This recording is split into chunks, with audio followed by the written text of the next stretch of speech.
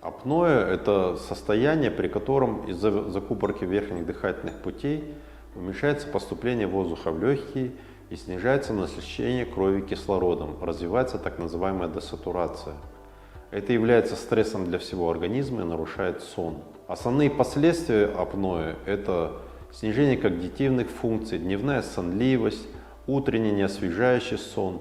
Это сахарный диабет второго типа, артериальная гипертензия, которая не поддается лечению. Это риски возникновения несчастных случаев и попадания в дорожно-транспортные происшествия из-за снижения внимания, снижения работоспособности и либидо. Также увеличивается вес и возникает риск возникновения инфарктов и инсультов в 2-3 раза.